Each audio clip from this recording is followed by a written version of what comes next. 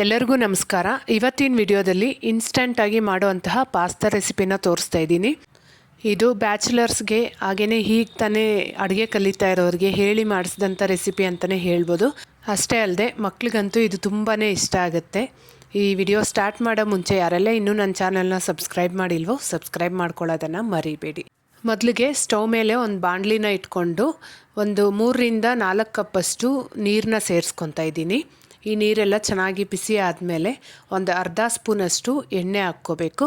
ಹಾಗೆಯೇ ನಾನು ನೀರು ತೊಗೊಂಡಿದ್ದ ಕಪ್ಪಲ್ಲೇ 1 ಕಪ್ಪಷ್ಟು ಪಾಸ್ತಾನ ಹಾಕ್ಕೊತಾ ಇದ್ದೀನಿ.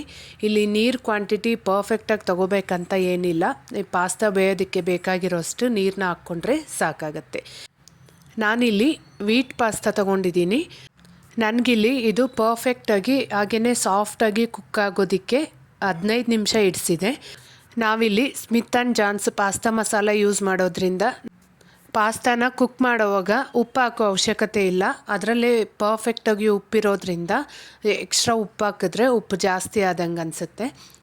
ಈಗ ಕುಕ್ಕಾಗಿರೋ ಪಾಸ್ತಾನ ಒಂದು ಸ್ಟ್ರೈನರ್ಗೆ ಹಾಕಿ ನೀರನ್ನೆಲ್ಲ ಬಸಿದು ಇಟ್ಕೋಬೇಕು.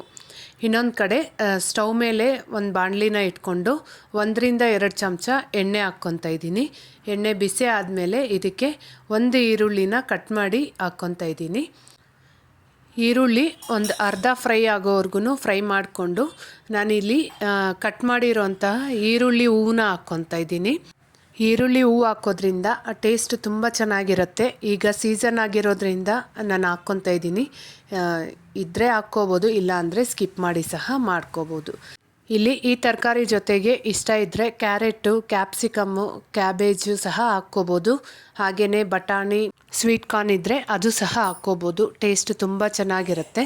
ತರಕಾರಿ ಇಷ್ಟೇ ಹಾಕ್ಬೇಕಂತ ಏನಿಲ್ಲ, ನಿಮ್ಮ ಇಷ್ಟದ ತರಕಾರಿ ಯಾವುದು ಸಹ ಹಾಕ್ಕೋಬೋದು.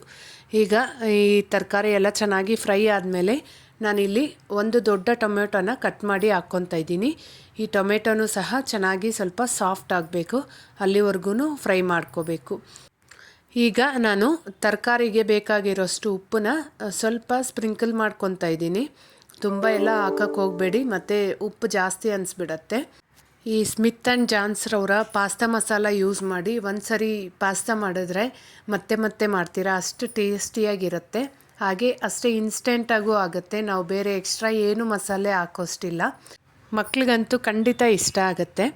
ಈಗ ನಾವು ಕುಕ್ ಮಾಡಿ ಇಟ್ಕೊಂಡಿದ್ದಂತಹ ಪಾಸ್ತಾನ ಹಾಕ್ಕೊಂಡು ನಾವು ತೊಗೊಂಡಿರೋ 1 ಕಪ್ ಪಾಸ್ತಾಗೆ 1 ಪ್ಯಾಕೆಟಷ್ಟು ಮಸಾಲ ಕರೆಕ್ಟಾಗಿರುತ್ತೆ. ಮಸಾಲೆ ತುಂಬ ಇಷ್ಟಪಡೋರಾದರೆ ಇನ್ನೂ ಒಂದು ಅರ್ಧ ಪ್ಯಾಕೆಟ್ನ ಹಾಕ್ಕೋಬೋದು. ನಾನು ಮಾಡ್ತಾ ಇರೋ ಕ್ವಾಂಟಿಟಿಯಲ್ಲಿ ಮಕ್ಕಳಾದರೆ 2 ತಿನ್ಬೋದು, ದೊಡ್ಡವ್ರಿಗಾದರೆ ಒಬ್ಬರಿಗೆ ಪರ್ಫೆಕ್ಟಾಗಿ ಸರಿ ಹೋಗುತ್ತೆ.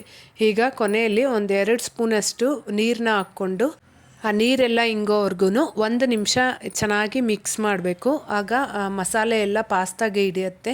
ಇದು ತುಂಬ ಜ್ಯೂಸಿಯಾಗಿರುತ್ತೆ ಅಂತೆಲ್ಲ ಹೇಳಲ್ಲ, ಬಟ್ ಟೇಸ್ಟ್ ಮಾತ್ರ ಪರ್ಫೆಕ್ಟಾಗಿರುತ್ತೆ. ಖಂಡಿತ ವಿಡಿಯೋ ಇಷ್ಟ ಆಗಿದ್ದರೆ ಮಿಸ್ ಮಾಡದೆ ನೀವು ಟ್ರೈ ಮಾಡಿ, ಹಾಗೆ ಚಾನಲ್ನ ಸಬ್ಸ್ಕ್ರೈಬ್ ಮಾಡಿ. Thank you.